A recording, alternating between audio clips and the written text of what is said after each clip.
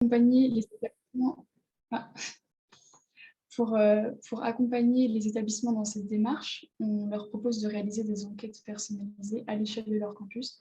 Comme ça, en mesurant localement l'envergure de ces violences, ils seront plus à même d'agir de façon efficace.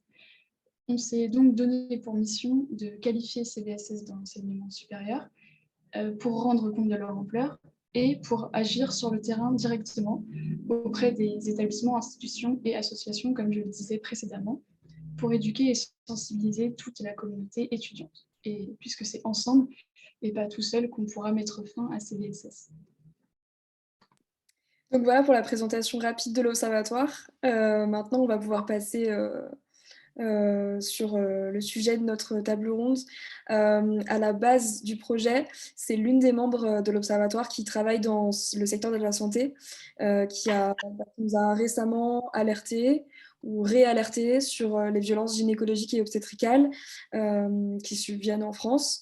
Que ce soit des gestes déplacés, un mépris de la douleur des patientes, une errance médicale, ou plein d'autres choses, des jugements, des humiliations, des discriminations, mais aussi des stigmatisations.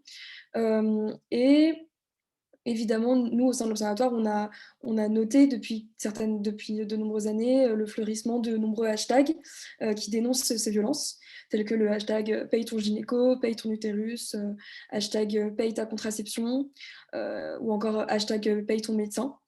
Et au sein de l'Observatoire, notre public cible, c'est évidemment les étudiants et étudiantes. Et on sait que ce public-là n'est pas exclu des violences gynécologiques et obstétricales. On sait que les patients les plus jeunes ne sont pas toujours les plus sensibilisés à la question des violences, que les patients et patientes les plus jeunes ne sont pas toujours connaisseurs et connaisseuses de leurs droits et surtout des recours médicaux et juridiques qui existent en cas de violence. Et donc, c'est la raison pour laquelle on a décidé d'organiser cette table ronde. Alors, on va commencer tout de suite à un peu plus rentrer dans le sujet avec une introduction de nos intervenantes. Donc, merci à toutes d'avoir accepté notre invitation. On est vraiment ravis de vous avoir avec nous aujourd'hui. Les échanges s'annoncent vraiment très enrichissants. Et merci aussi à toutes et tous celles et ceux qui sont ici pour vous écouter. Donc, notre première intervenante, c'est Zina Ebash. Elle est sage-femme orthogéniste et passionnée de santé publique. Je fais rapidement sa biographie. En 2009, elle a validé un DE de sage-femme et a travaillé pendant 10 ans en maternité. En 2016, elle a validé un DU de gynécologie et en 2020, un master de santé publique. Et elle travaille actuellement à l'INSERM, au CEPI-DC, donc qui est l'unité dans laquelle on travaille sur les causes médicales de décès, notamment. Pour deuxième intervenante, nous avons la chance d'accueillir Sabrina Eringin, aussi connue sous le pseudonyme Olymprève. Donc Sabrina, tu es retournée sur les bancs de la faculté à 28 ans.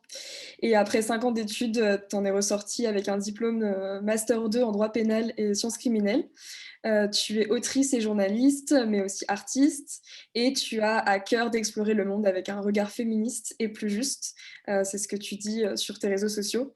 Et donc, tu as créé un média que tu as intitulé Olymprève. C'est un projet de vulgarisation de droit et de sciences politiques qui se décline en plusieurs outils.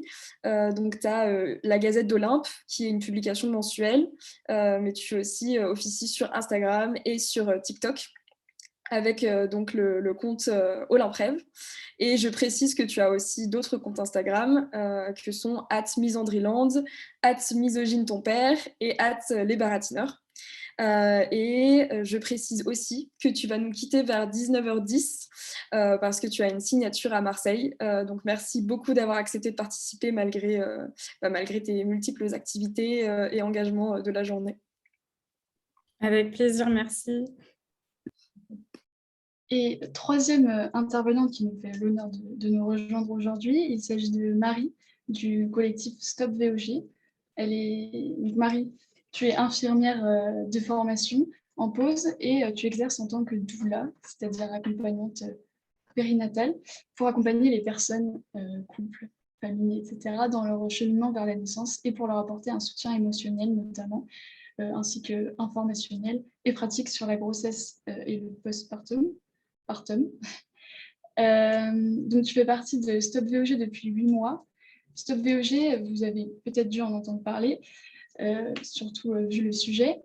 C'est un collectif de militantes qui est engagé et qui a été créé par Sonia Biche et qui dénonce ces violences obstétricales et gynécologiques en libérant la parole des victimes et en mettant en lumière les mécanismes qui permettent ces violences. Ce collectif, il va lutter contre l'impunité des VOG, pour l'information du grand public sur leurs droits de patients et patientes, et pour le respect des bonnes pratiques médicales et de l'accouchement, contre la surmédicalisation des naissances et pour que les personnes disposent d'une information complète quant à leurs droits et aux possibilités qui s'offrent à elles durant leur parcours gynécologique et obstétrical. Rien que ça. Et Stop VOG accompagne les victimes qui leur confient leurs témoignages et va les réorienter les orienter, voire réorienter dans leur parcours de guérison ou leur parcours juridique. Donc, avant de débuter la première partie de cette conférence, sans vraiment de transition, je me pose un trigger warning, puisque les sujets qu'on va aborder, ceux des violences sexistes et sexuelles et des violences obstétricales et gynécologiques, ça peut éveiller ou réveiller des traumatismes. Donc, si vous ne vous sentez pas à l'aise, si vous vous sentez mal, n'hésitez pas à quitter la table ronde à tout moment. Voilà pour le trigger warning. Donc on va entamer une première phase de questions qui va durer jusqu'à 19h10, 19h15, suite à laquelle le public, vous pourrez poser les vôtres.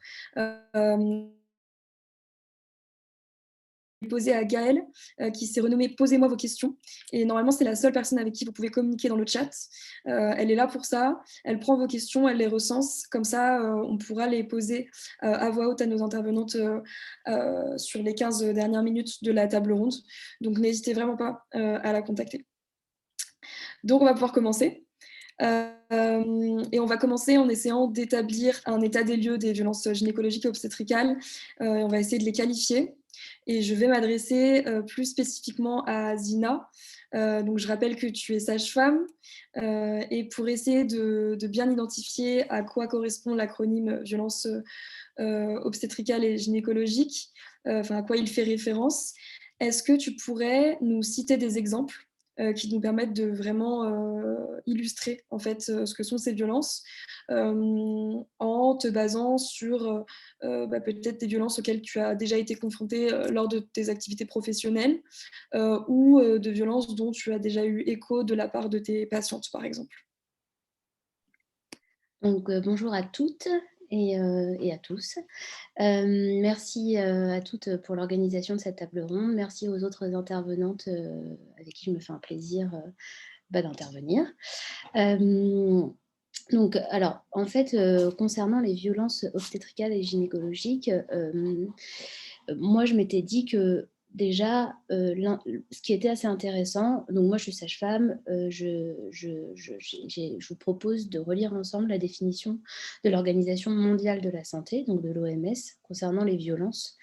La définition, elle est très simple, c'est l'usage délibéré de la force physique ou de la puissance contre soi-même, une autre personne, un groupe ou une communauté qui risque d'entraîner un traumatisme, un décès, un dommage moral, un mauvais développement ou une carence. Donc, les violences gynéco, les violences obstétricales entrent tout à fait dans le cadre de cette définition qui doit avoir, je crois, 30 ans, 20 ans, 20 ans, plus de 20 ans. C'est pour vous dire, si ça date depuis si longtemps, c'est que bon, les choses n'ont quand même pas beaucoup évolué. Et puis après, je me suis un peu intéressée à vous trouver une définition officielle. La définition que moi j'ai trouvée la plus intéressante, c'est celle qui émane du Conseil d'Europe, donc qui n'est pas seulement l'Europe, c'est un peu tous les autres pays aussi qui ne font pas forcément partie de l'Europe. Voilà. Donc, les violences obstétricales et gynécologiques, ce sont des actes non consentis et non appropriés. Et alors là, c'est vraiment gros trigger warning parce que vraiment, voilà, je vais donner des exemples. N'hésitez vraiment pas à quitter la table ronde si c'est si c'est dérangeant pour vous. C'est par exemple l'utilisation de l'épisiotomie. Tout le monde ne connaît pas ce terme-là. L'épisiotomie, c'est au moment de l'accouchement, il peut arriver qu'on ait besoin de couper le sexe d'une femme d'une certaine manière, on qualifie cette manière, c'est de l'épisiotomie. Et c'est souvent, très souvent, utilisé et fait sans recueillir le consentement de la patiente avant de le faire. D'autant plus que depuis maintenant de nombreuses années, les recommandations pour pratiquer cette épisiotomie ont fortement diminué. Il y a très peu de raisons qui nous amènent à utiliser cette épisiotomie, elles existent, mais le consentement de la patiente est quasiment peu recueilli avant de la pratiquer. Donc j'imagine, Marie, qu'en étant doula, c'est quelque chose que tu connais, voilà, dans ton quotidien. Par exemple, lors d'une consultation gynécologique, tout simplement, ça peut être d'être examiné sans que le praticien ou la praticienne ne vous ait expliqué ce qu'il allait faire avant de le faire, ce qu'il ou elle allait faire avant de le faire. Introduire un instrument, l'instrument qu'on utilise pendant les consultations gynécologiques, c'est soit une sonde d'échographie, par exemple, soit un spéculum sans vous prévenir et demander votre consentement avant de le faire. Il ne suffit pas de dire « Madame, je vais mettre le spéculum ». On explique ce que c'est qu'un spéculum, on dit que ça peut être froid, on demande si oui ou non on peut mettre le spéculum. Et ensuite, une fois que la patiente a dit oui, on insère le spéculum, ou même on lui propose de l'insérer elle-même. Donc pour répondre à ta question, est-ce que j'ai été témoin ? Je vais aller un petit peu plus loin en fait, parce que j'ai été témoin, j'ai été victime, j'ai été témoin et je pense que j'ai été autrice de violences gynécologiques et obstétricales. J'ai été témoin dans mon suivi gynécologique de femmes. J'ai été autrice parce que mon métier, c'est un métier qui s'apprend bien sûr en théorie, mais c'est aussi un métier qui s'apprend par le compagnonnage. Et en fait, le compagnonnage, c'est beaucoup de mimétisme. Et le mimétisme, parfois, souvent, on ne l'interroge pas trop, le mimétisme. Et on fait des choses on le fait parce qu'on nous a dit que c'était comme ça qu'il fallait faire. Jusqu'au moment où, alors, heureusement, j'ai pu travailler dans une structure avec des personnes et moi-même, je me suis interrogée sur ce que je faisais très, très vite dans ma carrière. Mais j'ai été autrice de violences. Alors, bien évidemment, on ne va pas graduer les violences, hein, mais il m'a fallu m'extraire d'un certain milieu, m'interroger, me remettre en question et me dire, en fait, il faut que tu changes ton comportement parce que ce n'est pas du tout le bon. Et le changer et tous les jours retravailler mes réflexes. Et voilà, pour répondre à ta question. Et oui, j'ai été témoin. J'ai été témoin pendant toute ma carrière de sage-femme praticienne. Et puis maintenant, je recueille des témoignages parce que même si je suis un petit peu plus loin de la pratique, je fais encore des cours de préparation à la naissance où j'ai des patientes qui ont déjà accouché plusieurs fois et qui me rapportent ce qui s'est passé lors de leurs premiers accouchements. Je reçois encore des patientes en gynécologie et qui me rapportent qu'elles ont eu une première consultation gynécologique à tel âge et que pendant 5 ans, 6 ans, elles n'y sont pas retournées parce qu'il y a eu telle chose, tel fait, telle humiliation, telle parole, tel comportement. Donc oui, je suis témoin de violences gynécologiques. Est-ce que j'ai répondu à ta question ? Très bien, merci beaucoup. Et merci aussi pour ton honnêteté. Ouais, merci beaucoup pour ces exemples. Hein. Ça montre bien en plus que les VOG, ça ne s'arrête pas forcément aux violences physiques. Ça peut vraiment prendre différentes formes. Aussi, on en parle moins souvent, mais effectivement, les violences verbales ou psychologiques, il peut y en avoir beaucoup. Et encore une fois, comme tu as pu le répéter, je remets un trigger warning. Si vous vous sentez mal à l'aise, hein, il n'y a aucun souci pour quitter cette table ronde. Dans la lignée de ce cadrage définitionnel que tu nous as donné, Zina, je me permets de tourner vers toi, Sabrina, Olymprève, comme s'appelle ton compte Instagram. Quelle qualification juridique tu donnerais à ces actes ? Alors, j'y ai. Ouais, vas-y, c'était ça. Ouais. Quelle qualification, dans quel cas est-ce qu'on peut saisir les juridictions ?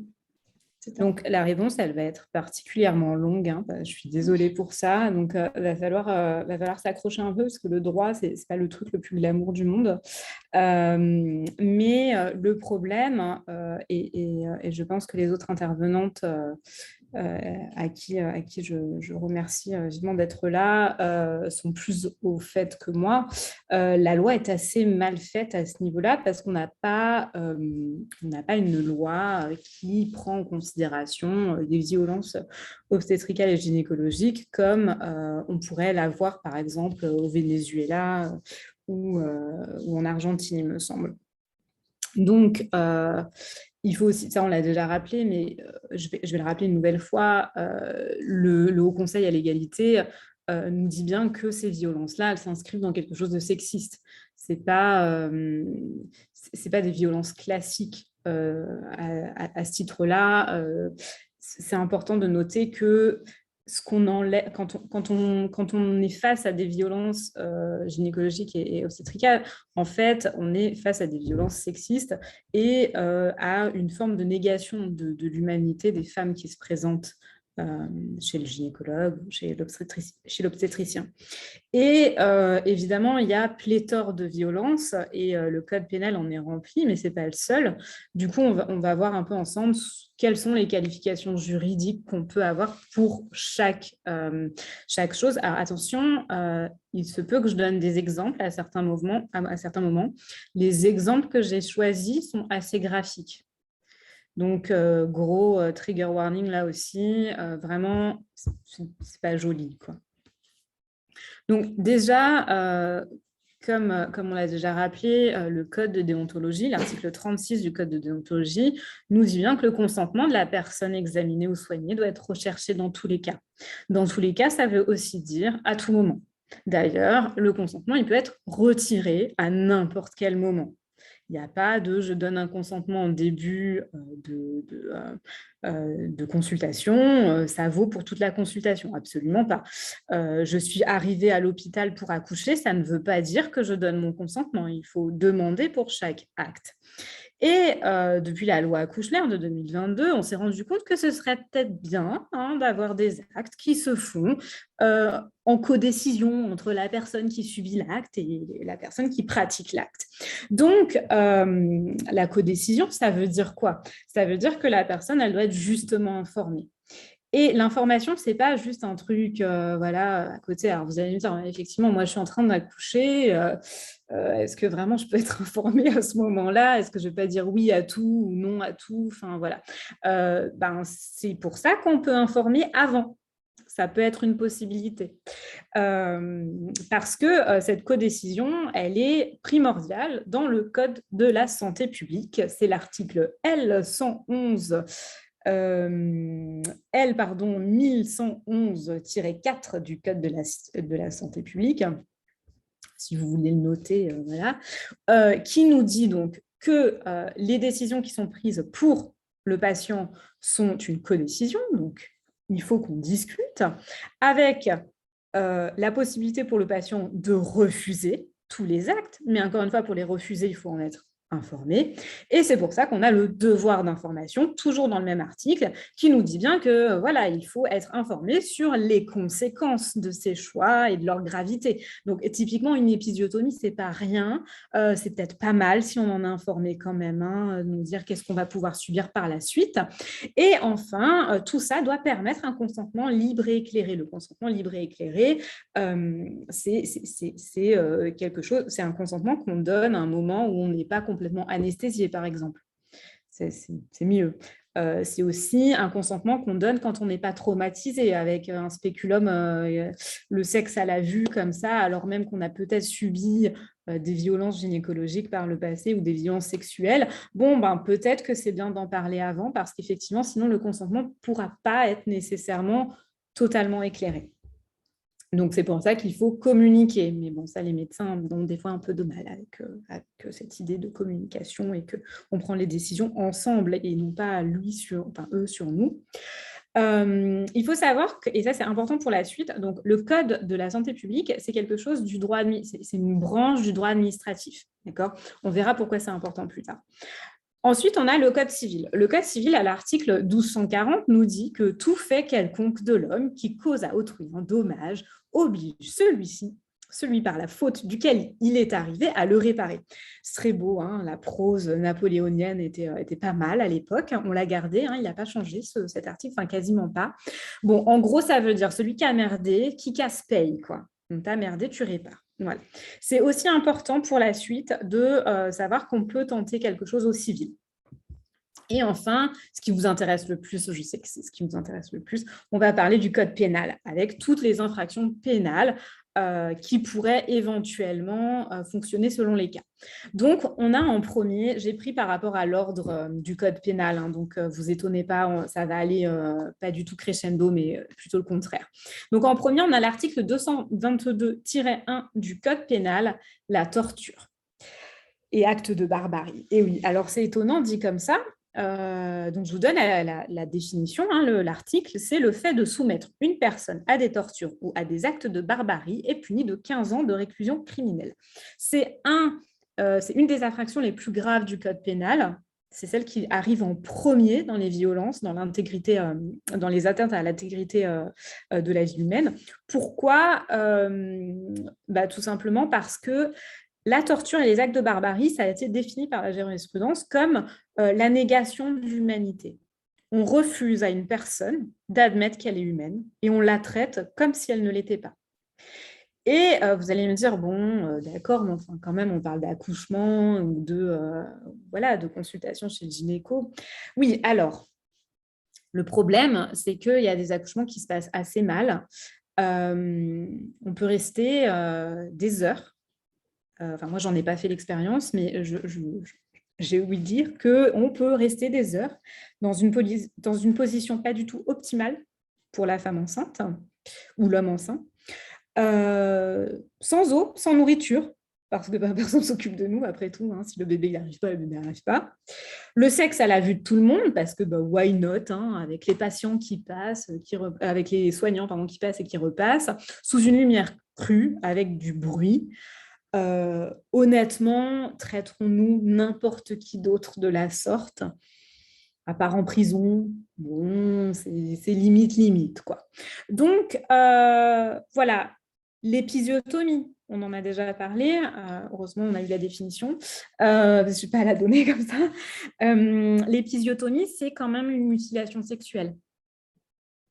Est-ce que finalement, ce n'est pas la négation de notre sexe et de ce qui fait aussi de nous une personne humaine et qui peut éventuellement nous donner du plaisir parfois, mais enfin là, ça devient difficile après une épisiotomie quand même. Et enfin, je vais vous parler d'une affaire absolument sordide, donc attention, trigger warning, je répète, des forceps mal placés qui déforment la vie et rendent la vessie complètement inopérante de façon autonome. C'est ce genre d'affaires qu'on voit. Donc, en fait, ce genre de violence, est-ce que finalement, on ne pourrait pas retenir la qualification de torture parce que, comme je l'ai déjà dit, derrière, il y a une volonté sexiste. Il y a une volonté de nier à la femme qu'elle est un être humain qui a le droit au même traitement que tous les êtres humains, que tous les hommes. Ensuite, on a les violences volontaires. Donc, c'est 222-11 et suivant. Hein, il y a toute une flopée selon le temps de travail qui va être impossible, qui découle des actes de violence. Alors, bon, on n'a pas grandes informations dans le code pénal. Hein, ils disent simplement les violences. Bon, les violences, on ne sait pas trop ce que c'est, mais heureusement, la jurisprudence nous a dit que ça peut être une violence physique ou morale. L'appréciation, elle est très large dans la jurisprudence. Hein. Donc, attention, la police ne le sait pas, hein, la police ne connaît pas le code pénal et sa jurisprudence, mais sachez-le, la violence, c'est quelque chose de très, très, très large. Et on peut très bien retenir la violence volontaire si on a par la suite subi un syndrome un syndrome post-traumatique. Pardon.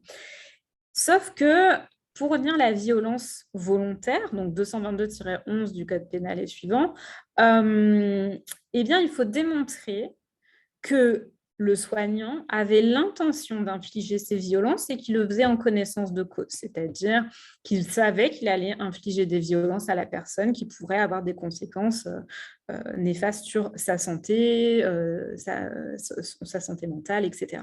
Donc, là, ça devient un peu plus difficile.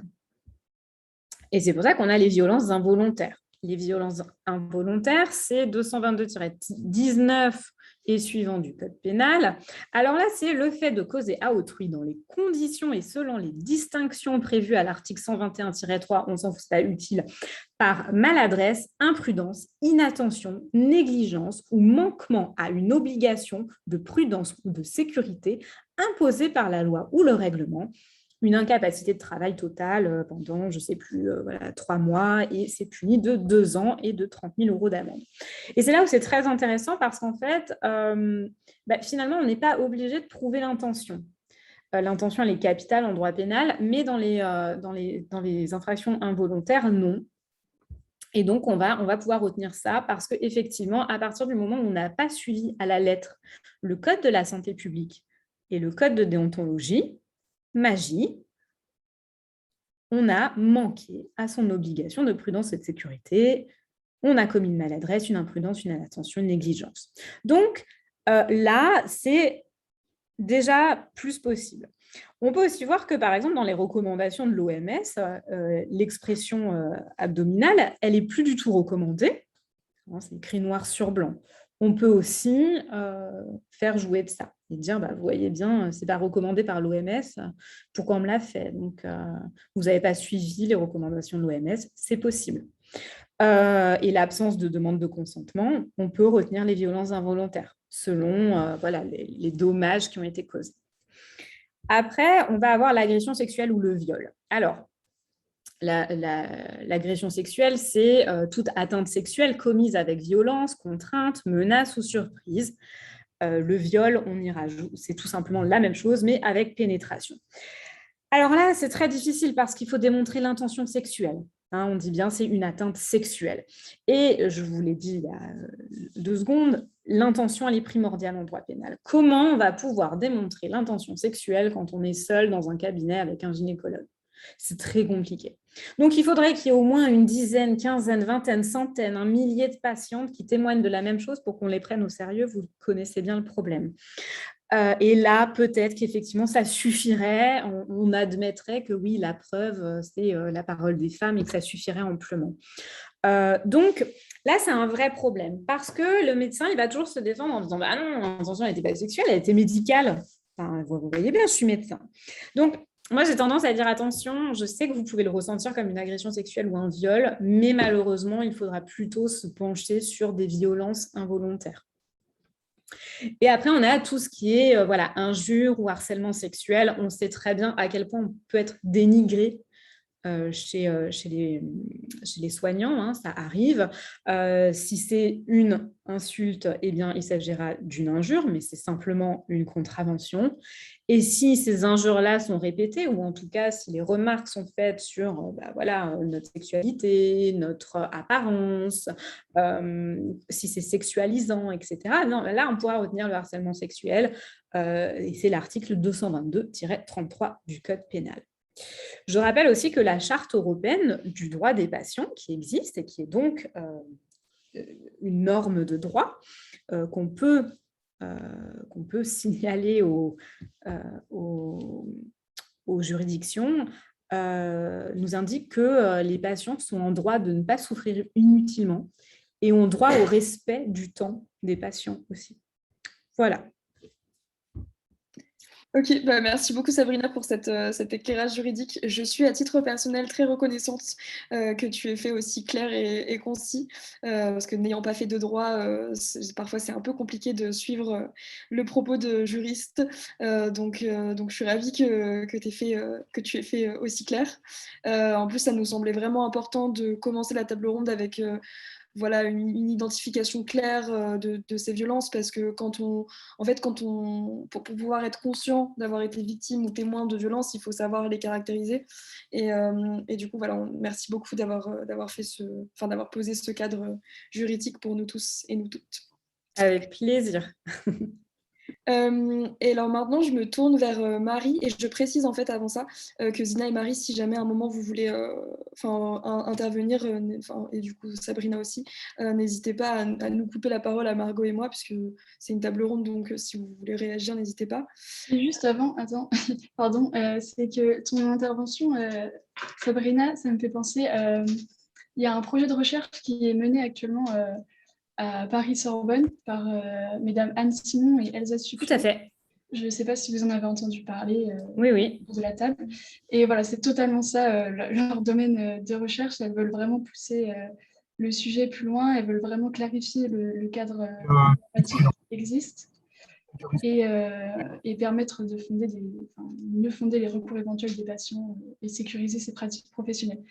Donc voilà, j'ai discuté avec elles et elles m'ont dit que leur projet de recherche, que leur recherche, les résultats devraient sortir au début de l'année prochaine, année scolaire, donc à la fin de l'été 2022. Normalement. Je pense que ce sera très intéressant à lire. Oui, carrément, j'ai très hâte et j'espère que ça ira au moins jusqu'au Parlement parce que ce serait bien d'avoir un cadre un peu plus clair, en tout cas pour ces violences-là particulières. C'est vrai qu'il y a peu de travaux qui sont faits dessus. En plus, là, c'est le premier travail aussi gros au niveau national. J'ai cru lire qu'elle faisait, donc c'est vraiment super, super chouette qu'on se saisisse de ces problématiques. Du coup, peut-être qu'on essaiera de partager en fait l'état de ces recherches sur les réseaux sociaux. En tout cas, on essaiera de publier ça dans l'événement Facebook pour celles et ceux que ça peut intéresser. Et donc, pour la troisième question, je vais m'adresser à Marie. Donc, tu fais partie de Stop Vogue. En fait, est-ce que tu pourrais commencer par nous dire sur quel critère vous avez créé Stop Vogue, dans quel but et voilà, dans les grandes lignes, vous pouvez nous expliquer quels sont les objectifs et les activités de Stop Vogue, ce serait super intéressant. Je crois que ton micro n'est pas allumé. Là, c'est bon. Désolée. Du coup, Stop Vogue a été créé en 2017 par Sonia Piche. C'est important, c'est elle qui est la porte-parole vraiment du collectif. D'ailleurs, d'habitude, c'est elle qui prend la parole publiquement comme ça. Donc, voilà. Merci. Et du coup, c'est Sonia qui a vécu un syndrome de stress post-traumatique important après avoir subi des violences obstétricales, c'est-à-dire pendant son accouchement. Et qui s'est rendu compte donc qu'on pouvait subir des violences pendant qu'on accouchait, parce que ce n'est pas forcément évident, c'est même assez tabou, ça l'est de moins en moins, mais voilà.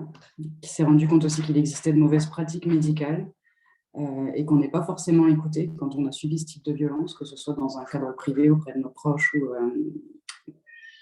quand on en parle parfois à certains professionnels médicaux qui ne sont pas forcément sensibilisés à la question.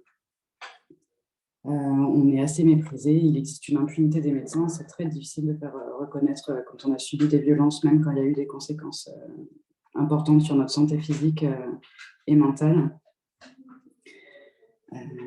Donc voilà, donc elle a créé Stop Vogue à l'origine pour éviter que ça arrive à d'autres personnes, briser le tabou et le déni qui entoure ces violences qui sont malheureusement généralisées. Et voilà, donc le but de Stop Vogue, c'est vraiment de recueillir la parole des victimes, de libérer aussi cette parole. Donc on diffuse pas mal de témoignages de victimes du coup. Le but, c'est aussi du coup de dénoncer les violences obstétricales et gynécologiques, de les faire connaître du grand public. Ça commence quand même à être de plus en plus le cas. Lutte aussi contre l'impunité des vogues, du coup je vais dire c'est plus simple, pour que les personnes disposent d'une information complète quant à leurs droits et à leurs possibilités pendant leur parcours gynécologique et obstétrical, comme le prévoit la loi du coup.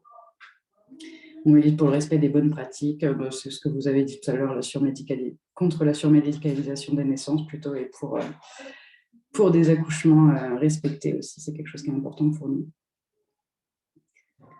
Je ne sais pas si vous voulez savoir comment est-ce qu'on agit en interne ou en externe, enfin nos actions plus précisément, je ne sais pas si j'ai répondu à votre question. Comment vous agissez en interne en master, on pensait l'aborder au final de la troisième partie, mais Non, on peut faire je vais ça en l'aborder troisième vite partie, il n'y a fait. pas de souci. Et du coup, oui, aussi, vous êtes beaucoup au sein de l'association, enfin, quel profil? Il y a vraiment un petit peu de tout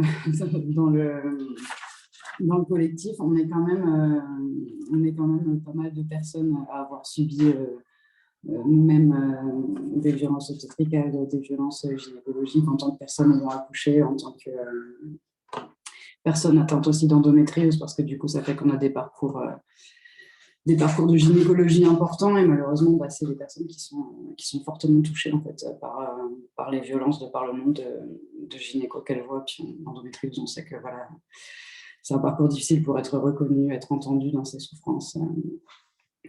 C'est compliqué. Donc, on a quelques soignants, soignantes. On a plusieurs doulas. Je suis toujours là. Ouais. On a plusieurs doulas, comme moi. Donc, on a un pôle juridique, donc avec des juristes et des avocats, avocates, pour tout ce qui est un petit peu juridique. Justement, enfin voilà, c'est... Voilà, ouais.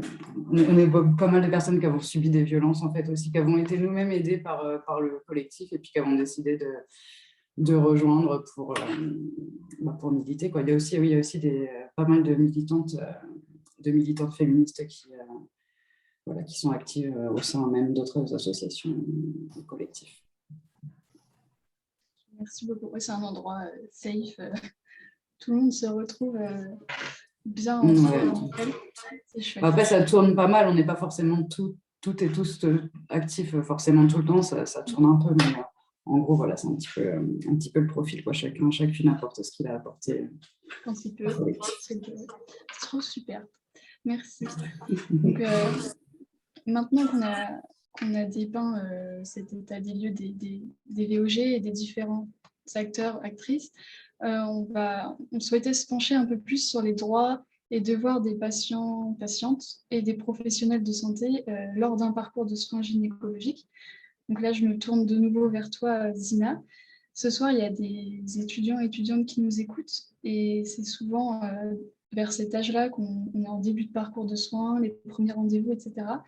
Est-ce que tu peux nous expliquer ce qu'est un parcours de soins normal, correct, bienveillant pour la patiente ou le patient, quelles sont les attentes qu'on est en droit d'exiger pendant notre rendez-vous, comment c'est censé se passer, et peut-être en profiter aussi pour expliquer la différence entre gynéco, sage-femme.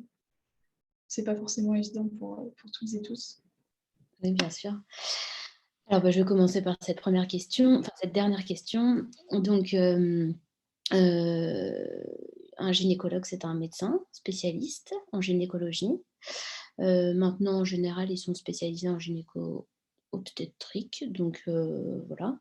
Une sage-femme, c'est une praticienne. On est 97% de femmes. Donc, une praticienne spécialisée dans l'obstétrique et aussi la gynécologie, mais pour les femmes et les hommes en bonne santé. Et on peut aussi faire sa consultation gynécologique. Alors, quand on dit consultation gynéco, c'est pas forcément chez un gynéco. On dit consultation gynécologique, mais ça peut être chez un gynécologue ou une gynécologue, chez sa sage-femme ou une sage-femme ou un sage-femme, chez son médecin ou sa médecin généraliste. Donc, un ou une médecin généraliste, c'est un ou une médecin dont la spécialité est la médecine générale. Donc voilà. Mon premier conseil, c'est de choisir une soignante ou un soignant en qui vous avez confiance, que vous connaissez éventuellement soit parce que c'est la personne qui vous a suivi précédemment, soit parce que vous avez demandé aux copines, aux copains, parfois aussi à la famille. Il ne faut pas hésiter à demander un petit peu, voilà, comment ça se passe, toi, ton suivi, avec qui t'es, voilà, à demander. Il ne faut pas hésiter, il ne faut vraiment pas hésiter et aller vers des soignants qui potentiellement déjà pourraient vous mettre en confiance. Ma deuxième proposition, après vous en faites ce que vous voulez, c'est d'y aller quand vous vous sentez prête, d'y aller voilà, à un moment où vous sentez que c'est le bon moment pour vous. Ça peut être parce que vous avez besoin d'une contraception, quelle qu'elle soit, parce que vous avez des questions sur votre anatomie, sur votre sexualité débutante ou non. Donc ça peut être parce qu'on a une sexualité active depuis longtemps et qu'on a des questions. Ça peut être aussi parce qu'on a envie de débuter sa sexualité et qu'on a des questions, on a envie. Vraiment, allez-y quand vous vous sentez prête à y aller. N'hésitez pas à vous déplacer en consultation gynécologique accompagnée si vous en avez besoin ou envie. Alors, très souvent, quand même, pendant une consultation, on essaye d'avoir quelques minutes où vous êtes seul avec nous. Bien évidemment, si vous ne le souhaitez pas, il n'y a aucun problème, mais on vous propose toujours d'avoir quelques minutes seul parce que le but de nos consultations aussi, c'est de dépister des formes de violence. Et il est parfois difficile de parler tout court et de parler de ces violences quand on est accompagné. Donc, on essaie toujours de trouver un petit moment et de vous proposer un moment seul. Vous êtes dans votre droit complet de refuser ce temps seul, bien évidemment, si vous ne le souhaitez pas. Et pour, alors là, parce que je parle à une population plus jeune, n'hésitez surtout pas à aller toquer aux portes des plannings familiaux. Il y en a beaucoup en France, beaucoup moins qu'avant, bien évidemment, puisque ça ne rapporte pas d'argent. Ça ferme à tour de bras. Donc, on a la chance en région parisienne et à Paris d'en avoir encore beaucoup. En province, ce n'est pas le cas pour les personnes qui habitent un petit peu plus loin. Malheureusement, parfois, il faut faire beaucoup de kilomètres pour trouver un planning familial. Donc, après, voilà, n'hésitez surtout pas. Ce sont des lieux qui sont dédiés à la prise en charge des personnes aussi plus jeunes. Et en fait, vous faites partie des populations qui seront prioritaires. Voilà. Donc, n'hésitez pas. La consultation est prise en charge normalement. Parfois, on vous fait payer le ticket modérateur qui est de 7 € et des quelques centimes. Et vous avez la consultation complète. Vous n'aurez pas l'incroyable surprise de sortir votre carte bleue et de payer 90 € à la fin lorsqu'on est en planning familial. D'accord ? Souvent, ce sont des équipes qui se forment, voilà, il y a du monde.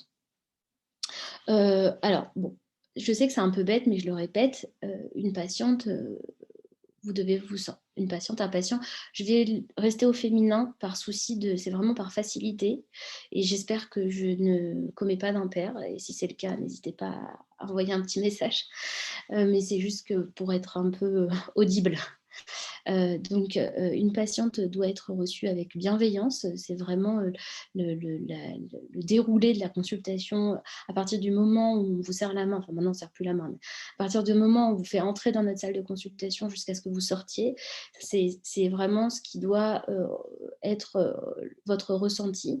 C'est, voilà, vous devez vous sentir en confiance et on doit, nous, vous recevoir avec bienveillance. Si ce n'est pas le cas, je sais que c'est extrêmement difficile et je sais que c'est très compliqué de s'opposer parfois au corps médical comme le disait Sabrina tout à l'heure, de par, je dirais, le statut que le corps médical prend, c'est-à-dire que nous, on est les sachants et vous, vous êtes un petit peu, on est toujours un peu dans quelque chose de descendant. Donc, ça se travaille, hein, on essaye de travailler, pas tous, mais on essaye, certains.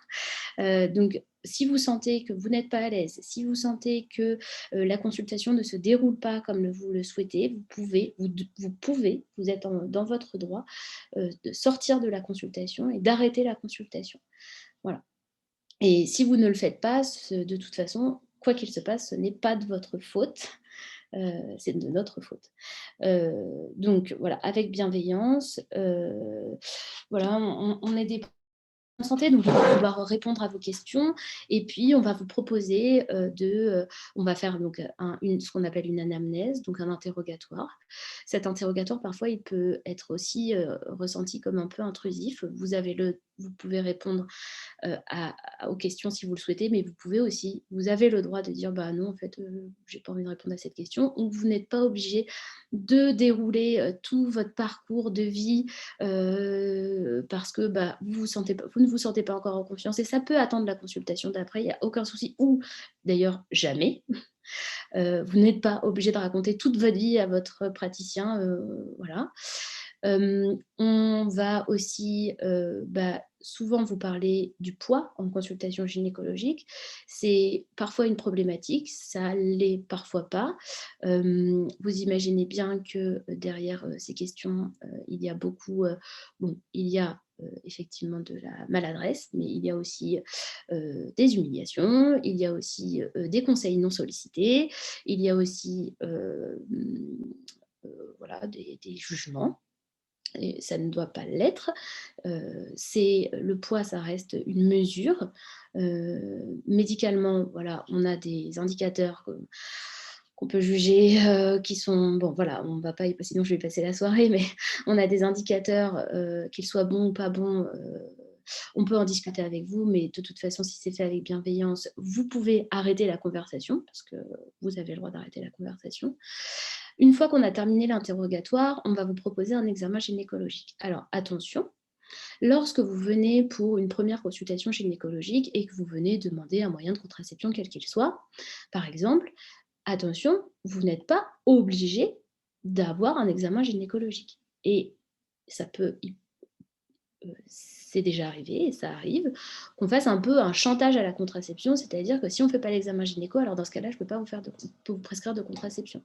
Donc ce n'est pas obligatoire, on doit vous prescrire une contraception. Une femme, un couple qui est en demande d'une contraception, on se doit de prescrire une contraception de qualité, et de permettre aussi de donner les informations qui vont permettre à la personne de faire un choix, comme disait Sabrina, un choix libre et éclairé, et évidemment de vous proposer, le terme important c'est proposer, de vous proposer un examen gynécologique qui nous permettra de dépister, comme je vous ai dit dans la vidéo, de dépister donc un examen des seins qui permet de dépister le cancer du sein, un examen gynécologique interne, donc qui va nous permettre de regarder un petit peu ce qu'on appelle les annexes, les ovaires, les trompes, de palper l'utérus, voir si vous avez mal, pas mal, s'il y a éventuellement une grossesse ou pas. On peut vous proposer aussi un frottis. Alors attention aussi, le frottis, ça répond à des recommandations. On fait rarement un frottis à 18 ans ou à 19 ans. C'est beaucoup plus tard dans votre suivi gynécologique. Et si on le fait avant pour une raison ou pour une autre, on vous explique pourquoi on le fait. Pareil pour un premier suivi, à part s'il y a quelque chose qui le justifie, et on vous expliquera pourquoi. Il n'y a pas de raison de faire une échographie, et encore moins de faire une échographie par voie endovaginale. Il n'y a pas vraiment de raison. Sur un suivi classique, de temps en temps ça peut arriver, mais classiquement il n'y a pas vraiment de raison. Je reviens sur l'examen vraiment gynécologique et au niveau vraiment sexuel. Quand on va insérer le spéculum, on doit vous demander l'autorisation. Avant même d'insérer le spéculum, d'abord, on vous propose de vous déshabiller. Comme on examine le haut du corps et le bas du corps, vous n'avez pas à vous mettre nu entièrement, parce que c'est quand même une difficulté pour beaucoup de personnes, et une difficulté tout court de se mettre nu pendant 10 minutes, nu comme un verre sur la table de consultation. Donc, lorsqu'on examine le haut du corps, on vous fait enlever votre t-shirt. Lorsqu'on examine le bas du corps, vous pouvez remettre votre t-shirt et on vous couvre le bassin quand vous êtes en position gynécologique. Et si vous êtes sur le côté, on vous couvre le bassin aussi. Dans la plupart des cabinets de consultation, ce sont des tables où vous êtes installé en position gynécologique, donc celle que tout le monde connaît, l'imaginaire collectif. Hein. On sait tous quelle est la position gynécologique, allongée sur le dos, avec les jambes repliées, qui est une position qui peut être très compliquée déjà à tenir physiquement, parce que pour certaines femmes, c'est une position physiquement compliquée. Et puis, lorsqu'on a vécu des violences sexuelles, des violences gynéco, et, c'est une position qui peut être compliquée, donc on peut demander à changer de position. Lorsque pour le praticien ou la praticienne, ce n'est pas possible de vous examiner dans une autre position parce que c'est un acte très technique, et que c'est compliqué, on vous explique. Et si c'est pas possible autrement, alors on fait autrement. Alors, qu'est-ce que je voulais dire? Voilà. Donc, une fois que vous êtes installé en position, on vous demande si on peut vous toucher, on vous demande si on peut insérer le spéculum, on vous explique qu'il est froid. Souvent, on n'insère pas un spéculum comme ça. Donc, je pense que, je ne sais pas si tout le monde sait ce que c'est qu'un spéculum. Un spéculum, c'est un petit instrument qui ressemble à un petit bec de canard et qui permet d'écarter un petit peu les parois vaginales pour pouvoir voir le col de l'utérus, parce qu'il y a deux manières de vous examiner. Il y a avec les doigts, donc nous on vous examine avec les doigts pour palper, et puis on regarde aussi les parois vaginales, on regarde le fond du vagin et le col de l'utérus. Et ça, il nous faut un petit spéculum et une lumière aussi pour pouvoir voir au fond du vagin. Et donc ce spéculum, parfois, il est en métal, donc il est froid. Quand il est en plastique, là, avec ce temps-là, il est froid aussi. Et on va mettre du lubrifiant sur le spéculum, et parfois ce lubrifiant, il est froid aussi. Donc, il faut vous prévenir et n'hésitez surtout pas à demander à insérer vous-même le spéculum. C'est une possibilité, il n'y a aucun problème, vous avez le droit d'insérer le spéculum. Vous avez le droit aussi de demander à regarder si vous avez envie de regarder, parce qu'on vous dit votre col est magnifique, c'est super, tout va bien, mais certaines femmes ont envie de regarder. Lors d'une consultation gynéco, ça nous arrive de vous proposer. Vous avez le droit de refuser aussi, bien évidemment.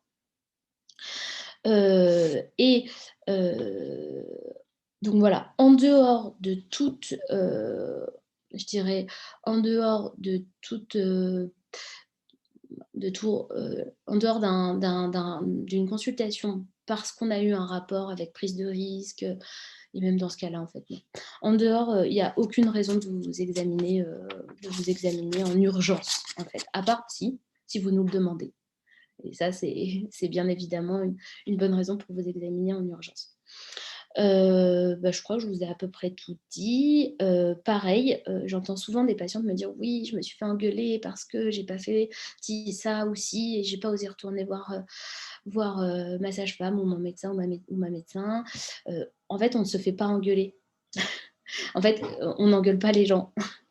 Vous n'êtes pas nos enfants. Enfin, même des enfants, je crois qu'on essaie d'éviter de les engueuler maintenant, mais on n'engueule pas les gens. En fait, si vous n'avez pas fait votre prise de sang, si vous n'avez pas fait votre échographie qui a été prescrite, c'est pas grave, c'est pas la fin du monde. Vous avez besoin de retourner voir votre praticienne ou votre praticien, vous y retournez et on n'a pas à vous engueuler. On n'a pas à vous disputer parce que vous ne l'avez pas fait. Voilà, je crois que c'est à peu près tout ce que je voulais vous dire. Je crois que c'est à peu près tout ce que je voulais vous dire. Top. Merci beaucoup Zina pour toutes ces explications, c'était très très clair. Très âgée. Oui, c'est ça. Et en fait, on a eu beaucoup de détails auxquels on n'a jamais eu forcément droit jusqu'à présent. En tout cas, moi, dans ma vie, jamais eu l'occasion d'entendre tout ça. Je me permets d'enchaîner assez rapidement parce que Sabrina doit nous quitter dans 10 minutes. Juste un petit mot, excuse-moi, je rajoute juste un tout minus truc. En fait, ce que je voulais vous dire, c'est que c'est ce que disait Sabrina tout à l'heure, mais je reviens dessus. On n'a à aucun moment, il faut que vous ne devez pas vous sentir obligé à aucun moment, à tous les moments de la consultation, vous pouvez quitter la consultation en fait. Et c'est pas parce qu'au début ça se passait bien qu'à un moment donné vous le sentez pas, vous pouvez quitter la consultation, c'est votre droit à tout moment de la consultation. Voilà, et je me tais. Non, mais merci beaucoup pour cette précision. Et donc, je le répète, comme Sabrina, tu dois nous quitter pour une signature dans 10 minutes. Je passe à la question suivante. Vu que là, on vient de voir quels étaient les droits de la patiente ou du patient en cours de rendez-vous, est-ce que tu pourrais maintenant nous dire quels sont les recours juridiques auxquels les patients et patientes peuvent avoir recours après un rendez-vous qui s'est potentiellement mal passé? Alors, déjà, tout dépend de plein de choses, hein, bien évidemment, parce qu'on est en droit, c'est jamais facile. Mais aussi, ça dépend avant tout des preuves qu'on a accumulées. Alors, effectivement, c'est mieux de venir accompagner. Je ne vais pas vous dire que c'est mieux d'enregistrer vos rendez-vous avec des médecins parce que je trouve ça pas très, très éthique. Mais en même temps, si vous êtes dans le doute, si vous avez peur, eh bien, enregistrez, demandez à enregistrer. Dites simplement, voilà, j'aimerais enregistrer la consultation. Si la personne, elle refuse, bon, déjà, c'est un peu compliqué, quoi. Enfin, en général, si on n'a rien à se reprocher, je ne vois pas pourquoi, voilà. Et si effectivement le rendez-vous s'est bien passé, eh bien, vous pouvez effacer l'enregistrement directement. Mais tout va se jouer quand même sur les preuves. Et vous, en tant qu'individu, que personne seule face aux soignants, est-ce que vous allez pouvoir avoir la force d'une action sans preuve? Ben non. Et c'est tout le problème du droit, c'est que pas de preuve, pas de droit. Donc, voilà, je sais que c'est un peu décevant hein, comme réponse. Mais voilà, si ça s'est mal passé, n'hésitez pas aussi, si vous en avez la force, hein, à y retourner et enregistrer à ce moment-là. Mais attention, cet enregistrement ne sera valable qu'au dès lors que vous prenez, que le recours que vous choisissez est d'ordre administratif ou civil ou ordinal, cet enregistrement est illicite, illégal, s'il n'a pas été consenti par le médecin qui vous a, enfin le médecin, je dis le médecin comme si c'était des hommes, mais par les soignants, voilà. S'il a été consenti par les soignants, bon, ce n'est pas un problème en revanche, mais il faut aussi enregistrer le consentement à ce moment-là du soignant d'être enregistré. En revanche, si vous avez enregistré en laissant votre téléphone dans le sac, cet enregistrement-là ne sera recevable qu'au pénal. Il faut le savoir. Donc, maintenant qu'on a vu ces preuves-là, on va essayer de s'y retrouver. En fait, il y a 3 voies d'action. Donc, on imagine un petit schéma, tac, tac, comme ça. Donc, il y a la voie amiable, qui est celle qu'on vous recommandera toujours. Il y a la voie contentieuse, qui est celle que je ne vous recommanderai jamais à titre personnel, mais qu'on peut quand même vous recommander. Et en tout cas, si vous la suivez, ayez un avocat, sinon ça ne mènera nulle part, surtout s'agissant du droit administratif, hein, parce que le droit administratif, ça répond à des procédures extrêmement complexes, à l'écrit. Enfin, bon, voilà. Donc, je ne peux que vous conseiller d'avoir un avocat ou une avocate. Et enfin, il y a la voie disciplinaire. La voie disciplinaire, en général, c'est tout simplement la justice de l'ordre hein, des médecins. Eh bien, là, les sanctions, elles tombent rarement, comme vous le savez. Ce n'est pas une nouvelle. Donc, j'ai envie de vous dire, bon, tentez quand même, mais il y a peu de satisfaction avec la justice ordinale. Maintenant, pour ce qui est de la voie amiable. Alors, la voie amiable, déjà, c'est pratique parce que vous avez 10 ans pour agir. 10 ans, c'est long, hein, c'est même très long. Donc, ça, c'est plutôt une bonne nouvelle. Et c'est assez facile, en théorie. Ah oui, parce qu'on ne peut pas tout avoir non plus. Voilà, en théorie, la voie amiable, c'est simple. Vous allez choper sur Internet le CERFA. Donc, le CERFA, c'est les formulaires gouvernementaux, hein, enfin gouvernementaux de l'État, quoi. Et c'est le CERFA, si vous notez bien, c'est le 122 45 Astérix 03. Donc, il vous suffit de remplir ce CERFA et de l'envoyer en lettre recommandée avec accusé de réception, c'est toujours mieux, tout simplement à l'adresse indiquée, qui est l'adresse du... Je l'ai écrit là en toutes lettres, le CCI, c'est bien, c'est la commission d'indemnisation, c'est la commission de conciliation d'indemnisation des accidents médicaux. Voilà. Alors, ça, c'est la première chose qu'on peut faire. Ensuite, on a la commission des usagers. La commission des usagers, c'est dans chaque établissement de santé. Normalement, il y en a une. Voilà, on ne peut pas vraiment s'en passer, quoi. Donc, si on vous dit non, c'est qu'il y a un petit souci quand même. Et avec la CCI, vous allez de toute façon avoir l'ONIAM. L'ONIAM, c'est l'organisme qui va gérer les indemnisations, si indemnisation il y a. Donc ça, c'est vraiment ce qui est recommandé par les experts sur le sujet. Hein. Donc, n'hésitez pas. Donc, si vous voulez les références juridiques, donc c'est dans le Code de la santé publique, c'est à l'article 1142-4 et suivant du Code de la santé publique, comme je l'ai déjà dit, je me répète. Et ensuite, ça, c'est pour les CCI. Donc, chaque CCI, c'est présidé par un magistrat. Hein, ce n'est pas présidé par, allez, on prend quelqu'un au hasard, voilà. Ensuite, pour les CDU, donc les centres des usagers, c'est l'article 1112-3, L 1112-3, du Code de la santé publique, toujours. Et ensuite, on peut aussi s'adresser aux agences régionales de santé que vous connaissez désormais grâce au Covid, n'est-ce pas? Donc voilà, ces personnes-là, elles sont en charge de tout simplement la régulation de tout ce qui est d'ordre de santé. Donc voilà. Donc ça, c'est le mieux. J'aimerais quand même dire quelque chose d'assez important. Si vous êtes à l'hôpital et qu'un soignant veut absolument pratiquer quelque chose sur vous et que vous n'en avez pas envie, mais vraiment, ils insistent, mais en même temps, ils ne vous transfèrent pas ou ne vous donnent pas un autre médecin, vous pouvez appeler en urgence, saisir en urgence le défenseur des droits, qui a pour mission que vos droits se passent bien. Voilà. Donc, n'hésitez pas en cours voilà, même pendant votre accouchement, si ça dure plusieurs heures et que vous voyez que vraiment, il n'y a pas moyen, ils ne veulent pas vous entendre raison, mais vous êtes déjà les jambes écartées et bon, c'est là, ça va venir, vous pouvez demander à ce qu'on appelle le défenseur des droits pour éventuellement leur faire entendre raison. Voilà. Donc ça, c'est pour tout ce qui est d'ordre amiable. Alors, une procédure amiable, c'est quoi? C'est tout simplement une médiation. On va voir qui c'est qui a fait quelle connerie. On va voir qu'est-ce qu'on peut faire, s'il y a lieu à indemniser, combien il y a lieu à indemniser. On peut accepter les conclusions comme les refuser. Si on accepte, en revanche, il n'y a plus de recours contentieux possible. Donc, c'est vraiment ce qu'on va vous recommander, c'est le moins coûteux, le moins long. Parce que oui, le contentieux, c'est très long et c'est très coûteux, surtout au pénal. Hein, c'est genre 2 ans et demi en moyenne. Donc vraiment, voilà, je ne vous le recommande pas. Mais ce que vous pouvez faire, c'est si l'action s'est déroulée dans un établissement de santé public, vous pouvez saisir le tribunal administratif pour le non-respect du Code de la santé publique, hein, tout simplement.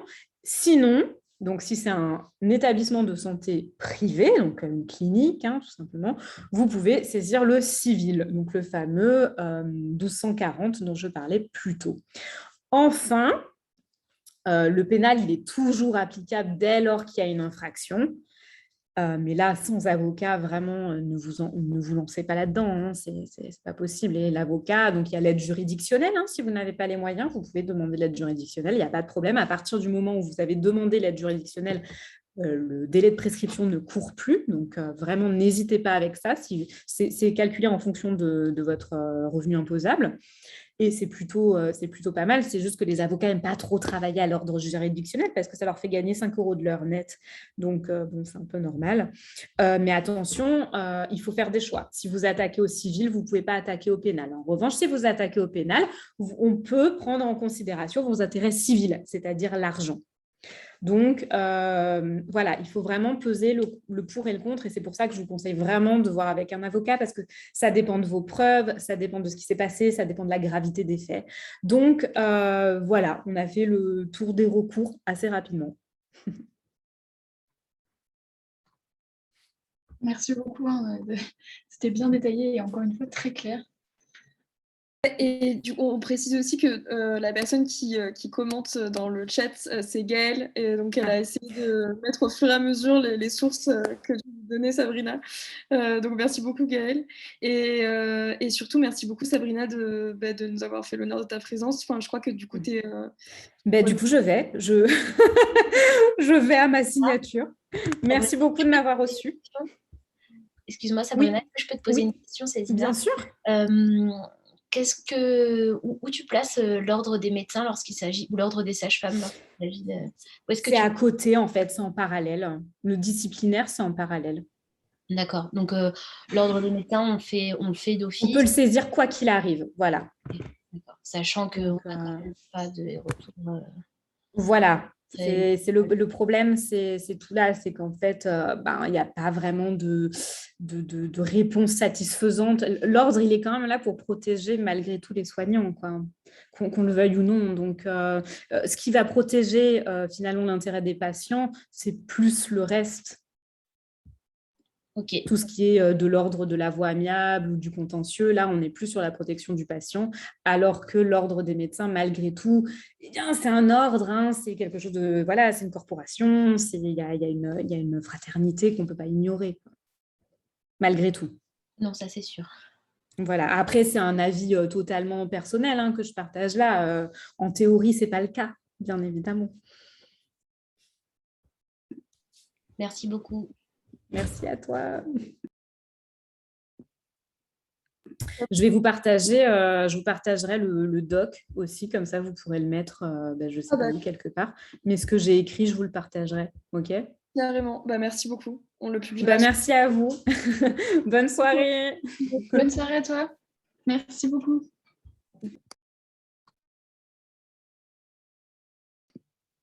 Ouais, alors juste on rappelle que Sabrina est l'autrice de Olymprève. Donc voilà, si vous voulez la suivre sur Instagram, son compte c'est Olymprève et du coup elle vulgarise beaucoup le droit et l'actualité politique notamment. Donc n'hésitez vraiment pas, c'est un super compte Instagram à suivre. Et voilà, j'enchaîne. Donc on a présenté les droits et devoirs, le cadre plus normatif et formel a été posé. Donc maintenant, on propose d'explorer d'autres pistes qui permettent de garantir une bonne prise en charge gynécologique et qui permettent de lutter contre ces VOG. Donc première question à destination de Marie. Là, cette fois, tu peux développer vraiment à fond comment vous agissez en interne et en externe aussi. Ça marche. Pas de souci. Si je voulais rajouter quand même par rapport à l'ordre des médecins que ce n'est pas juste un avis subjectif de Sabrina quand même et que l'ordre des médecins a été épinglé par la Cour des comptes pour sa mauvaise gestion des plaintes parce que clairement ça n'aboutit jamais et effectivement le but semble être de protéger les médecins. Donc voilà, je trouve important de le dire parce que voilà, on a souvent l'impression qu'en écrivant à l'ordre des médecins, on aura une réponse, mais malheureusement, voilà. C'est rassurant, ouais. Merci. C'est compliqué, ouais. Donc, du coup, nous, comment est-ce qu'on agit au niveau de Stop Vogue FR? Je précise parce que c'est vrai qu'il y a un autre compte qui s'appelle Stop Vogue et du coup, ça fait toujours un peu c'est Stop Vogue FR sur les réseaux sociaux. Donc, nous, on recueille les témoignages des victimes déjà. Donc, c'est une étape qui est importante que d'accueillir la parole des personnes sur ce qu'elles ont vécu. Déjà parce que c'est rarement facile de poser des mots sur des violences qu'on a subies au niveau de sa sphère intime, au niveau de son sexe. Il y a souvent de la culpabilité, de la gêne, voire même de la honte, la fameuse, celle qui devrait clairement changer de camp. Et on retrouve aussi beaucoup de personnes qui ne sont pas sûres d'avoir vécu des violences, qui se sentent illégitimes, ou qui vont dire moi, ce n'est pas vraiment horrible ce que j'ai vécu, c'est juste verbal, ou il n'y a pas eu de conséquences. Enfin, donc, c'est important du coup de légitimer leur vécu, de leur fournir une écoute qu'elles n'ont pas forcément ailleurs. Parfois, elles en ont parlé à d'autres pros de santé, comme je disais, il y en a qui ne sont pas forcément sensibilisés à des proches, à leurs conjoints, conjointes. On peut avoir une parole mise en doute, minimiser ce qui est vécu ou les conséquences. Voilà, donc c'est vraiment une étape importante déjà, l'accueil des témoignages. Et ensuite, on essaie de voir un peu de quoi ils ou elles peuvent avoir besoin. On a beaucoup de personnes qui souffrent du syndrome de stress post-traumatique. Donc, comme c'est comme ça, on va les orienter un peu dans leur parcours de soins en leur indiquant les thérapies qui sont appropriées par rapport à ce qu'elles ont vécu. Voilà, c'est vraiment... voilà. Mais quoique, ouais, même sur... on peut retrouver quand même des traumas, pas forcément que sur des voilà, on pense souvent aux accouchements qui se terminent vraiment, vraiment mal, mais on peut retrouver ça aussi sur des parcours gynéco, voilà, des violences répétées. Un trauma, c'est ça aussi, hein, ça peut être aussi des violences répétées, comme un parcours d'endométriose, par exemple. Enfin, voilà, ça peut être aussi un besoin de reconstruction physique, parfois après un point du mari, une expression abdominale, par exemple. C'est difficile de trouver des soignants qui peuvent reconstruire, en fait, ce qui a été abîmé. Désolée, c'est plus... Voilà, c'est moins cool. Et on apporte aussi un soutien juridique. On a du coup des juristes, des avocats. On essaye un petit peu d'aiguiller les gens. On voit vraiment ce dont ils ont besoin. On les laisse s'exprimer, bien sûr, sur leurs besoins, ce qu'elles souhaitent entreprendre ou pas. Donc voilà, ça c'est vraiment la façon dont on agit avec les victimes, ce qu'on peut recueillir comme témoignage. En externe, du coup, donc on visibilise ces violences en partageant des témoignages sur nos réseaux sociaux. C'est pas toujours voilà, un gros trigger warning aussi pour, quand on va sur la page de Stop Vogue FR. Mais ça permet aussi au grand public de prendre conscience de l'existence de ces violences, mais aussi de leurs conséquences sur la santé physique et psychique des personnes. Ça permet aussi d'interpeller les établissements concernés. Parce que c'est vrai que c'est anonyme, mais on va nommer par contre l'établissement, en fait. Et puis parfois, c'est ce qui nous permet aussi parfois de se rendre compte qu'il y a des noms qui reviennent beaucoup. Ensuite, voilà, on organise des actions comme on a pu faire devant Ténon. Je ne sais pas si vous avez connaissance de l'affaire Daraï, par exemple. Pour la journée des violences faites aux femmes, on a participé au cortège de Nous Toutes le week-end dernier avec d'autres associations féministes. Et on a prévu de fédérer des associations pour élaborer notre propre cortège pour la manifestation du 8 mars 2022. Du coup, on organise pas mal de conférences sur le sujet auprès de divers organismes. La Sonia, il y a 2 jours, elle a fait une conférence, par exemple, pour le planning familial. Donc, c'est quand même super intéressant. On fait aussi des formations, parfois pour des étudiants en médecine, donc pour les sensibiliser aux violences obstétricales et gynécologiques, pour parler un petit peu aussi de la physiologie, parce qu'il y a, ça concerne plus l'accouchement, mais c'est vrai qu'il y a un lien un petit peu quand même entre la surmédicalisation et tout, mais bon, c'est un autre sujet peut-être. Et on rencontre des élus pour avoir du budget, demander des mesures concrètes, être appuyés dans nos revendications.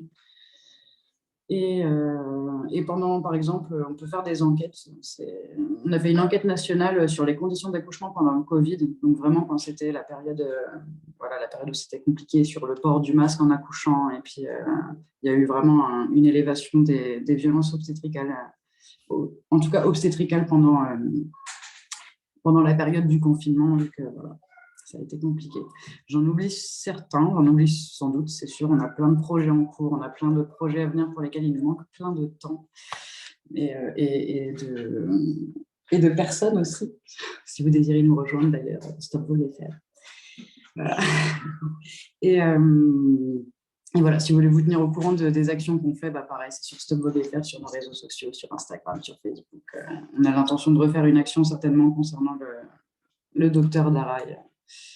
Voilà, un petit peu ce qu'on fait en gros. Merci beaucoup Marie, c'était complet, mais on voit bien que vous agissez sur beaucoup de pans, que vous vous occupez pas mal sur ce sujet. Je vois qu'il est 10h20. Donc on arrive à la fin de cette table ronde et on s'était dit qu'on se gardait 10 minutes pour les questions du public. Donc encore une fois, si vous avez encore des questions, vous pouvez les poser à Gaëlle qui les recense. Gaëlle qui s'est renommée posez-moi vos questions. Et puis comme ça, on pourra les redonner. Et puis en vrai, sur les 5 dernières minutes, on pourra aussi vous permettre de prendre la parole oralement si vous préférez. Et donc la première question qu'on a reçue au tout début de la conférence, elle était plutôt adressée à Zina. Et elle concernait en fait le rôle que doit jouer la médecine en général dans la lutte contre les violences obstétricales et gynécologiques. La personne qui pose cette question se demandait si, Zina, tu aurais des recommandations pour inclure dans la pratique médicale, mais aussi des sages-femmes, un plus grand respect des patientes. Je crois vraiment, j'espère que je vais répondre juste à ta question et pas à côté, mais je crois vraiment qu'une des premières choses pour lutter contre les violences obstétricales et gynécologiques reste la formation des praticiennes et des praticiens. La formation. Vraiment, pour moi, c'est un des chemins qu'il faut prendre et qu'il faut privilégier pour lutter contre ces violences. Alors, comme disait Sabrina, quand même, les violences obstétricales et gynécologiques, et d'ailleurs, c'était dit dans la définition du Conseil de l'Europe. Moi, je ne suis pas très douée à ces trucs-là. Le Conseil de l'Europe, il était dit quand même qu'on est sur une violence qui est quand même issue de la culture patriarcale. Donc, effectivement, la formation au sujet des violences gynécologiques et obstétricales, elle est très importante, mais elle doit être aussi plus large. Et je pense que le militantisme féministe est une voie presque obligatoire pour continuer à lutter contre ces violences. Donc vraiment, pour moi, voilà, c'est la formation, l'initiation, montrer, répéter, le compagnonnage auprès de gens qui sont déconstruits. Voilà. N'hésitez pas à lire Olympe, hein, mais à lire aussi Martin Winkler, qui est un médecin qui a pas mal travaillé sur ce sujet, qui a écrit des livres, des romans, et un livre sur la contraception. Donc n'hésitez pas, mais je pense que vraiment la formation... Le problème aujourd'hui, c'est qu'en tant que praticienne et praticien, on va aller s'intéresser à ce sujet quand on y est, je dirais, confronté, mais pour pouvoir se déconstruire, il faut s'en rendre compte. Et quand on évolue dans un milieu qui ne se remet pas en question, on ne va pas s'en rendre compte et on peut très bien ne pas se questionner pendant toute sa pratique. Donc voilà, être auprès de gens qui sont déconstruits et qui font un travail de fond comme vous, comme Stop VOG, comme toutes ces associations qui existent et qui luttent. Est-ce que j'ai répondu à ta question? Très bien, et j'espère que tu as répondu, oui. Très très bien. Est-ce que je peux rajouter quelque chose? Oui, bien sûr. C'est qu'il y a le Haut Conseil à l'égalité entre les genres qui a fait je n'ai plus retrouvé le mot, mais en gros, voilà, qui avait fait, c'est pas une étude sur le sujet, mais en tout cas, voilà, qui parlait vraiment bien des violences obstétricales et gynécologiques, qui date de 2016 et qui avait émis en fait des recommandations qui sont géniales, que nous on partage complètement chez Stop Vogue, qui ont plein de sens. Et malheureusement, ça n'a jamais été pris en compte. Mais c'est vrai que ça montre bien un petit peu le problème donc, au niveau de la médecine, au niveau de la formation initiale, qui est elle-même un petit peu sexiste et voilà, et patriarcale et tout ça. Et l'importance de la formation continue, l'importance aussi de prendre en compte le fait que c'est vrai que les consultations gynéco, je pense que Zina, tu seras d'accord, c'est quand même spécifique parce qu'on touche vraiment à l'intimité des patients et c'est quelque chose qu'il faut spécifiquement prendre en compte, en fait, le fait que c'est pas comme n'importe quelle consultation, c'est vraiment hyper intime et parfois on est, dans le cadre de l'accouchement, je pense, quand même hyper vulnérable. Donc voilà. Merci beaucoup pour ton ajout. Et j'en profite parce qu'il y avait une question pour toi dans les questions reçues. Quelles sont les aides psychologiques médicales que vous proposez aux personnes qui ont vécu ce type de violence à Stop VOG? Nous, c'est vrai qu'on est pas mal confrontés à des personnes. Je parlais du stress post-traumatique et ça peut être intéressant d'aller voir ce que c'est un stress post-traumatique parce que parfois on se rend compte en voyant la définition que c'est le cas Mais c'est vrai qu'on oriente facilement en fait, vers des thérapies, ce qu'on appelle des thérapies courtes. Des thérapies courtes, donc il y a l'hypnose par exemple, le MDR, l'intégration des cycles de vie. Et ça, c'est vraiment des thérapies qui marchent bien quand on a vécu. C'est des thérapies courtes en gros, mais qui vont aider vraiment à passer au-dessus. Non, peut-être pas, mais en tout cas qui vont aider voilà, à se sortir de ce qui peut être compliqué, parce que parfois, c'est vrai il y a des scènes qu'on va revivre. C'est ça, le stress post-traumatique, ça peut être une multitude de signes, mais en gros, voilà, il y a parfois, on va revivre sans cesse une scène, faire des cauchemars tout le temps, faire des crises d'angoisse à répétition. Et vraiment, c'est hyper intéressant de se tourner vers ce type de thérapie et aussi de le faire auprès de personnes toujours qui sont sensibilisées aux violences obstétricales et gynécologiques, parce que se retrouver face à une personne, c'est ça le problème, en fait, je te vois chez la Tésina, mais c'est ça le problème, en fait, c'est qu'on se retrouve face à un soignant, une soignante ou un thérapeute qui n'a pas conscience de ça, qui va minimiser, qui va nier. Bah, c'est hyper compliqué, quoi. Après, c'est ce que je disais, il y a aussi... Vas-y, sinon. Je voulais juste dire, c'est la double peine, en fait. Carrément. Voire la triple ou quadruple peine. C'est possible aussi, oui. Après, voilà, c'est ce que je disais, on oriente aussi parfois vers des médecins, mais en fait, c'est pareil, c'est un peu ça le truc, c'est de trouver des médecins qui sont sensibilisés. Même pour ce qui est de la reconstruction, je parlais tout à l'heure de points du mari ou d'expressions abdominales qui peuvent parfois vraiment avoir des conséquences affreuses sur le corps des personnes. Et quand c'est comme ça, voilà, on va orienter vers des personnes sensibilisées, quoi. C'est vraiment toujours ça. Et puis aussi, oui, on conseille aussi le site. Il y a un site qui s'appelle Gyn&Co. Donc là, c'est pas suite à mais je sais pas si vous connaissez peut-être le site Gyn&Co, mais qui est vraiment voilà, un site qui regroupe en fait des praticiennes qui sont féministes, qui sont safe, en tout cas qui sont dits safe. Après, voilà, faut toujours faire attention et être voilà, quand on va chez quelqu'un, il faut toujours faire attention quand même. Je dis toujours, l'expérience de l'une ne garantit pas la même expérience à une autre personne. Mais voilà, on conseille assez facilement ça. Et puis aussi, on parle toujours du fait que les sages-femmes font des suivis gynéco et c'est super important. C'est super important. Ça se passe quand même souvent mieux.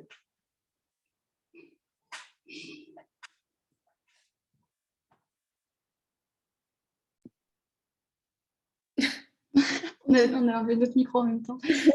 Vas-y. Merci du coup pour ta réponse. C'était très clair. Ça donne vraiment une idée précise de ce que fait Stop VOG. Et il y a du boulot. On a eu une autre question. C'était de savoir s'il y a un délai pour déposer plainte à l'ordre des médecins. Donc, Sabrina est partie. Je ne sais pas si Zina, tu sais. Sinon, notre super équipe en backstage nous a trouvé la réponse. Donc, à moins que tu l'aies. Alors, moi, je vous avoue que là, c'est vraiment... je pense que non, mais à vérifier plus. Oui, c'est ça. On a vu qu'il n'y avait pas de délai pour saisir l'ordre, effectivement. Ouais. Alors, saisir l'ordre des médecins, c'est quand même... Bon, Sabrina l'a dit, Marie l'a répété, et c'est bien évidemment, je pense, à faire, mais c'est toujours... faut pas avoir trop d'attentes. C'est pas la plainte à l'ordre des médecins qui va régler la situation. Et d'ailleurs, on le voit là, Marie, tu confirmeras si tu peux, si tu veux, mais on le voit bien sur les affaires qui sont sorties du professeur Daraï, de je sais plus comment s'appelle celui qu'on a pu voir là sur TF1. L'ordre des médecins avait été alerté bien en amont des plaintes qui sont actuelles là, et absolument, alors je ne sais pas, je ne veux pas dire que rien ne s'est passé, parce que là j'ai la parole en public, mais je crois qu'il n'y a pas eu beaucoup d'effets. Donc c'est ce que disait Sabrina tout à l'heure, c'est plutôt complexe, quoi. Mais il faut le faire. Enfin, c'est bien de le faire, désolée. Ouais, du coup, Margot le disait, on a une équipe en backstage qui a fait des petites recherches et voilà, elle confirme à 100% ce que tu viens de nous exposer.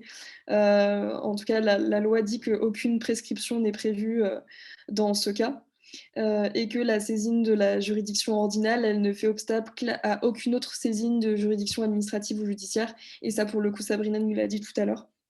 Donc on espère que cette réponse qui est assez commune entre Sabrina et toi aura été comprise par la personne qui nous l'a posée dans le chat. Et comme il est 19h30, et qu'on ne veut pas abuser de votre générosité à avoir accepté de participer à cette table ronde, on aimerait finir en vous donnant un peu carte blanche à toutes les deux, donc Azina et Marie, et que vous nous disiez le mot de la fin, si ça peut être une recommandation de podcast, de livres, de sorties qui pourrait nous permettre d'aller un peu plus loin sur la question des violences obstétricales et gynécologiques. Si parmi l'audience, il y a des personnes qui souhaitent se renseigner un peu plus, ou nous parler peut-être plus pour Marie des prochaines actions de Stop VOG. Je vous laisse là, peut-être Zina, si tu veux commencer. Eh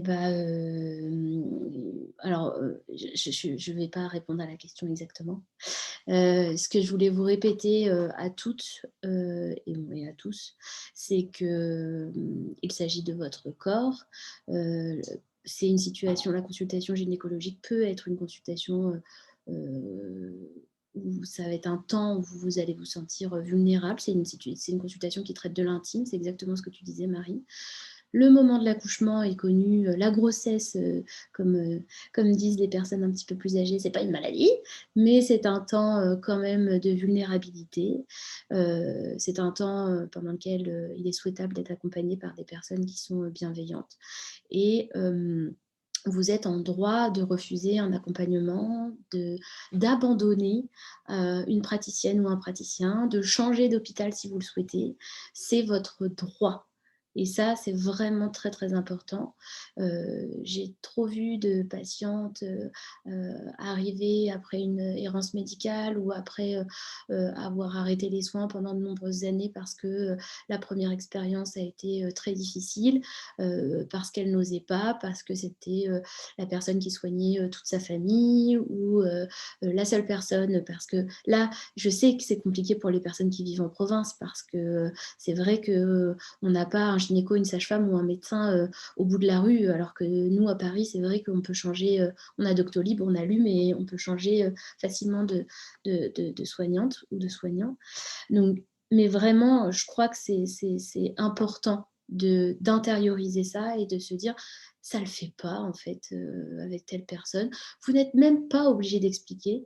On ne vous demande pas d'expliquer. Vous n'êtes pas obligé de vous justifier ni autour de vous ni à cette personne et de changer de soignante et de soignant parce qu'en fait la personne la plus importante c'est vous et en fait si vous arrêtez votre suivi, c'est vous qui serez impacté. Donc, alors, c'est pas du chantage et c'est pas de la menace, hein, mais ça serait dommage pour vous, en fait, d'arrêter ce suivi. Et vous avez le droit d'arriver en consultation gynéco et de dire, là, aujourd'hui, en fait, je le sens pas, j'ai pas envie de me faire examiner, je viens juste pour prendre contact, je viens juste pour avoir ma pilule ou mon ordonnance de stérilet ou, de voir si tout va bien au niveau des seins. Mais aujourd'hui, j'ai pas envie d'être examinée pour 12 milliards de raisons que j'ai pas envie de vous exposer. Et c'est normal. Et il n'y a pas de souci. Il n'y a aucun souci. Donc ça, c'est vraiment pour moi la base de la consultation gynéco et du suivi gynécologique, en fait, efficace. C'est même pas bienveillant, c'est efficace. Parce qu'en fait, si vous ne venez pas, c'est pas un suivi gynéco efficace. Et voilà. Et concernant les lectures, je pense que le conte d'Olymprève est vraiment super. Moi, je sais que Martin Winkler, alors je ne sais pas ce qu'on en dit aujourd'hui, mais à l'époque, quand je l'ai lu, quand j'étais très, très, très, très jeune sage-femme, il m'a un peu retourné le cerveau. Et il fait partie des lectures qui m'ont vraiment permis de me dire en fait, il y a plein, plein de choses à faire. Après... il y a plein de choses sur Instagram, il y a plein de gens, il y a plein de comptes. Je vous laisse regarder, je vous laisse faire le tri. Faites un peu attention, toujours trigger warning, parce que sur ces comptes-là, parfois, on peut avoir des récits, des images, des choses qui se disent qu'on n'a pas forcément envie de reprendre. Mais voilà, ça sera mon mot de la fin. Et merci à toutes. Merci. Marie, si tu as aussi un petit mot de la fin, si tu veux parler des futures actions de Stop Vogue un peu plus. Moi, je ne suis pas douée du tout pour faire ça, les mots de la fin, mais je plus sois totalement tout ce que vient de dire Zina sur les consultations. C'est vraiment hyper important. Moi, je le dis souvent quand quand je discute avec des victimes et qu'elles ont peur en fait pour leur prochain rendez-vous, parce que c'est vrai que c'est dur quand on va à un prochain rendez-vous, ou même quand on va à un premier rendez-vous, en fait, de savoir si ça va bien se passer ou pas. Et c'est vrai que moi, c'est quelque chose que je fais depuis mon accouchement qui s'est pas très bien passé. Et en fait, je pose un peu les conditions avant même de me déshabiller, en fait. Je pose les conditions, en fait, en disant, bah voilà, moi, en fait, je veux que vous me préveniez de tout ce que vous alliez me faire. Vraiment, vous m'expliquez tout, tout, tout. Je veux que vous m'expliquiez aussi. Donc déjà, je veux que vous m'expliquiez en amont, mais aussi, je veux qu'on me demande à chaque fois. Et puis, je vais prendre un peu de temps, en fait, pour me sentir bien. Et puis, je veux que vous attendiez. C'est moi qui vous dis quand est-ce que vous commencez. Donc, ça demande un peu d'aplomb. Je sais que c'est pas forcément hyper évident, mais c'est vrai que moi, je sais que j'en suis arrivée à un moment où justement, j'étais vraiment pas bien. Je pouvais plus supporter les examens gynéco et j'ai été à un moment donné obligée de tirer quand même. Et du coup voilà, vraiment, c'était tellement pas possible que bah, maintenant, j'arrive à trouver cet aplomb en fait de dire bah, voilà, je pose les conditions et si la personne en face, je vois qu'elle est réticente ou alors réagit avec un peu d'ego en disant non mais qu'est-ce que vous croyez, je respecte le consentement, bah, c'est simple, je garde mes fringues et puis je m'en vais. Et comme Zina dit, il n'y a pas à se justifier, rien du tout, même si je sais qu'on m'a déjà dit ouais mais il faut payer la consultation. Ouais, bah, tu repasseras payer la consultation quand tu le sentiras, tu déposeras ton enveloppe sous la porte. Mais à ce moment-là, si tu as besoin de partir, peu importe ce qui se passe, de toute façon, ça a déjà été dit par Zina, par Sabrina. Toujours. C'est trop, trop important, franchement. Voilà. Et pour les prochaines actions de Soft Vogue, il y en a vraiment, vraiment pas mal. Enfin, on part un peu dans tous les sens. On a plein de projets sur la Lune et tout. Mais non, franchement, suivez-nous sur les réseaux sociaux. Là, maintenant, en plus, voilà, je serais peut-être pas la meilleure placée pour vous parler de tout ce qui se passe. Mais voilà, après, je vous ai dit, il y a ça. On a prévu une action voilà, par rapport au docteur Dara qui est actuellement toujours en poste. On a prévu un truc, voilà. Et le 8 mars 2022, voilà, on a prévu vraiment de faire notre propre cortège concernant les violences. Et puis, bah, voilà, plus on est de fous, plus on lutte. Donc voilà, et c'est tout. Votre corps, vos droits, c'est le plus important, je crois. Un beau mot de la fin, ça. Merci encore d'avoir accepté de venir avec vos éclairages à la fois médicaux, juridiques et militants. Sur cette question, ça a été vraiment très intéressant. On voit qu'il y a encore beaucoup de travail à faire sur ces questions. Ça a été vraiment très instructif. On espère que toute notre audience en a appris autant que nous. C'est vrai qu'en plus, ces informations, elles ne sont pas toujours faciles à trouver. C'est un peu éparpillé partout sur Internet, voire on ne les trouve pas du tout. Donc, merci à toutes et à tous de vous être inscrits, de vous être rendus disponibles pour assister à cette table ronde. Ça nous tenait vraiment à cœur d'organiser ça sous un format accessible à toutes et à tous partout en France.